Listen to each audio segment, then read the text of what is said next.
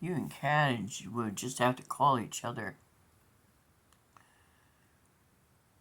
Tomorrow, honey. We need to get home. Martin smiled down at me fondly. You're right, Ro. We need to check on Regina and the baby before we turn in. So finally, we were out the door and on our way. Even then, we had to stop to get gas because Martin was low and didn't want to fill it up on his way to work in the morning. We had Ellen's wine with a meal and a somewhat trying day, so we were quiet and speaking for myself, sleepy on the drive home. Though I was still mildly concerned about Regina's visit and the unexplained baby, I was willing to put it off, worrying about it until the next morning. But I could tell Martin's frown that he was brooding over it again. As we turned up the long driveway, my pleasant drowsiness evaporated. Though I couldn't tell much about it, there was a strange car parked in front of the garage, and Regina's car was gone. The automatic security light in the back of the house showed also that someone had taken Darius's truck and trailer. I hoped it had been one of his children. We didn't have an automatic security light at the front of the house because it had shone into our bedroom window, and we had to switch to manual, and we'd forgotten to leave it on when we left Lowry's dinner. That brilliant light in the backyard gave the front some illumination, but it was faint and full of shadows, so the front of the house and the garage was relatively dark. But aside from the strange car, absent of Regina's, there was plenty visible to alarm us. I could see, and so could Martin, by his grunt, that there was something lying on the steps that mounted the garage apartment. Most worrying was the irregular fan of dark spots on the white side of the garage. Martin, I said sharply, as if he hadn't already noticed all those things for himself. We looked at each other as he switched off the Mercedes engine. Stay here, he said firmly, opening his door. No, I said, in open mind. The cat was crouched in the azaleas. Azaleas are flowers. Staring at the thing on the stairs, Madeline didn't acknowledge our presence. She remained fixed and alert in her chosen spot. Somehow that made my skin crawl, and for the first time I was convinced that this might be something bad, very bad. It wasn't just very bad, it was absolutely horrid. It says horrible, I'm going with horrid. The dark stain on the white siding was a spray of blood. As I stared at it, one drop moved. Not completely dry. The blood had shot from the long, limp thing on the stairs. A man. A hatchet had cleaved through his forehead. He was still embedded in his head. Blood was soaked into the dark hair. I thought about Regina and the baby.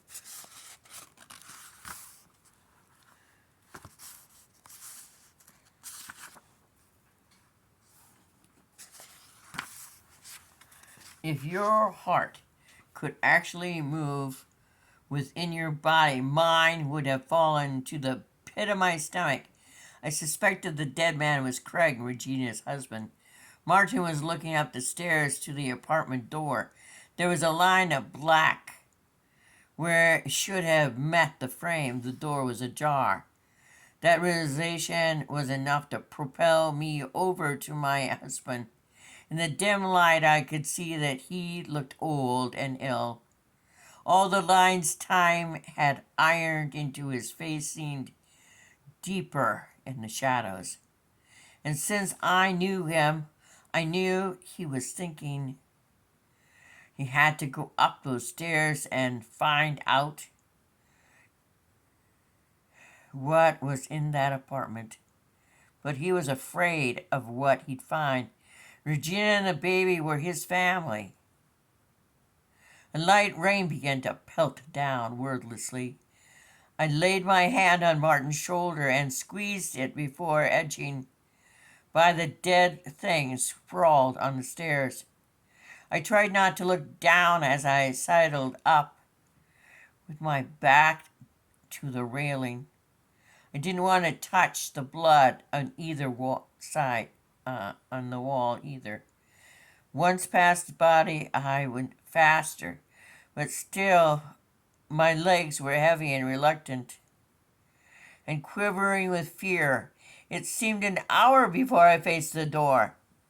There was a little sound inside the apartment. I bit down hard on my lip. I poked the door open with my fingertip. Reaching in, I flipped on the light switch by the door.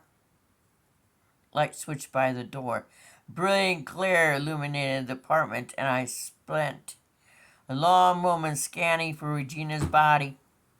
Oh, kitten just fell off. He was sitting on my pillows because the leg part of my chair doesn't go up anymore.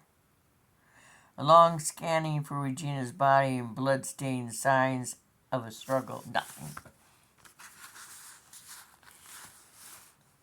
Little sound went on and on. Finally, I stepped in, looking repeatedly from side to side. Martin called from below, but he didn't answer. My breath was coming too unevenly.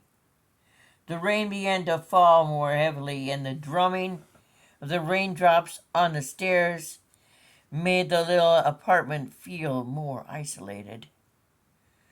The closet door was open, closed. I assumed Regina's had been hung inside. Her suitcase was on the dining room table. Clothes that appeared to have been tossed in rather than packed were flowing over the sides. The bathroom door was flung wide. Kitten, I can't see through kitty body.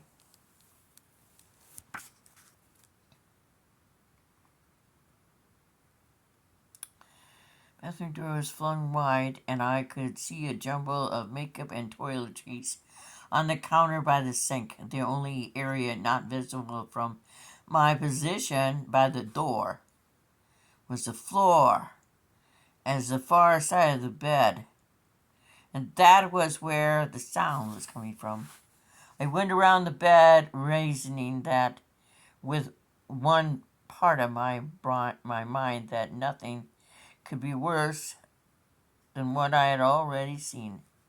Floor was empty, but the folds of the quilted paisley bedspread was moving.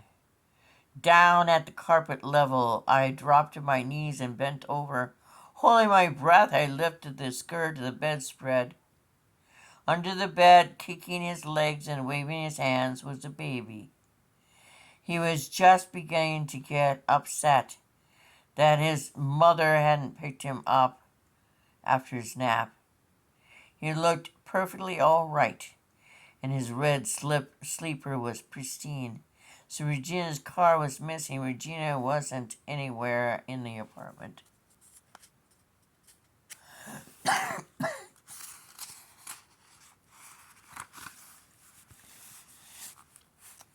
I was certainly thinking without clarity. At first, I thought the baby's presence and wellness was good news. And they were good news, of course.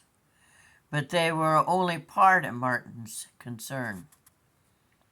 When I came to the top of the stairs and called down to him that the baby was fine, but Regina was gone. The look on his face reminded me that someone had murdered the young man on the stairs, and that the vanished Regina was by far the most likely person to have wielded the hatchet. Martin was standing passively, leaning against the garage, his arm crossed over his chest. His hair and his coat were dark with rain. His alien behavior struck me like a fist in the chest. You have to call the police, I reminded him, and I saw the anger flare in my husband's face. He didn't like being told what to do. My presence obliged him to do the right thing. He'd been thinking of concealing this somehow. I could tell. It was the pirate side of him coming out. There was something stuck under the windshield wiper blade of the strange car, which I noticed had Ohio tags. I could hardly get much wetter, so I carefully eased down the stairs and over to the car. I touched the sodden mass with my fingers. It was full of a piece of paper, a note. I could see the streaks that had been of blue ink. A note to whom about what I didn't know. Baby began to scream. His cries carried on the chilly night air, and I expected someone to pick him up.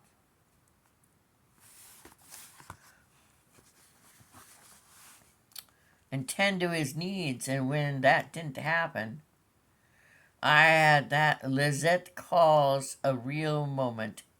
Hayden's mother had vanished. Hayden's father, Craig, and I was pretty sure the corpse on the stairs was lying before me dead. The baby's grandmother, who ought to be willing to take charge, was on a cruise with her boyfriend. I, Aurora Teagarden, was at least temporarily responsible for that baby, unless Martin acted. Staring at my husband, I saw how unlikely that was. Instead of feeling elation, finally a baby, I felt an almost bottomless dismay. The rain pattered to a halt. I turned and once again mounted the stairs to the garage apartment. I squatted and eased Hayden out from underneath the bed. With effort, I rose from the floor, holding him. It was shocking how much he could wiggle, how hard it was to hold on to him, especially when he arched his little body with rage.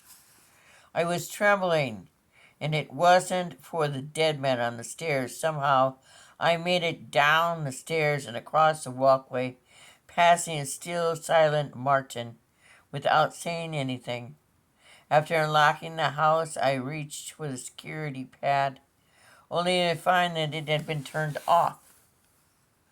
Of course, we hadn't told Regina how to set it. At least I hadn't. I called 911 from our kitchen telephone. I jiggled Haddon with one damp arm while I dialed with a free hand. I could barely hold him, but I couldn't put him down on the kitchen floor. He was screaming so loudly by now that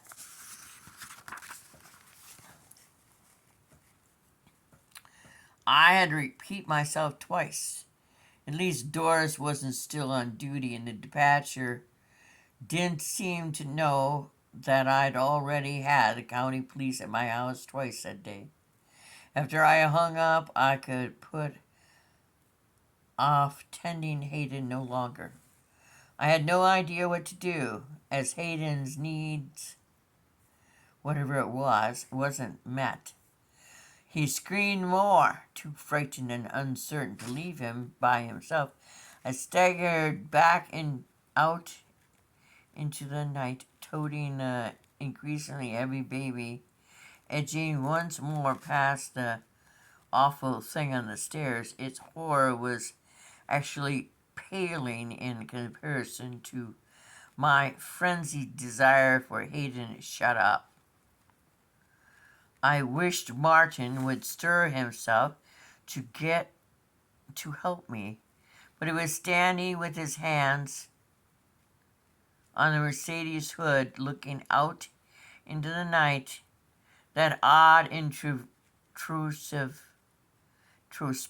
look still on his face. Baby's diaper bag, feeling considerably lighter, was laying on its side in the middle of the floor, and I was glad to see it. Looped the strap over my shoulder and carried the shrieking Hayden on yet another trek into my house.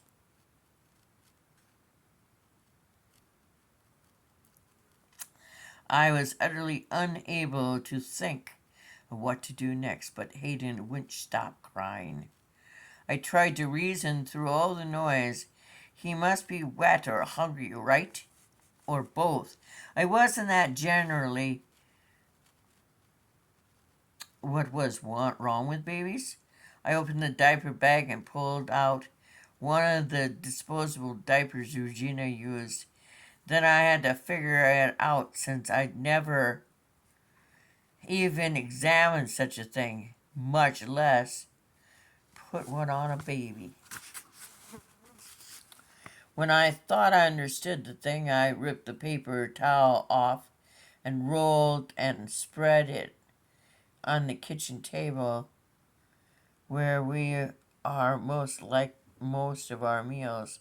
I plopped Hayden down on the middle of the towel and began to unsnap his sleeper, which seemed incredibly complicated. I extricated his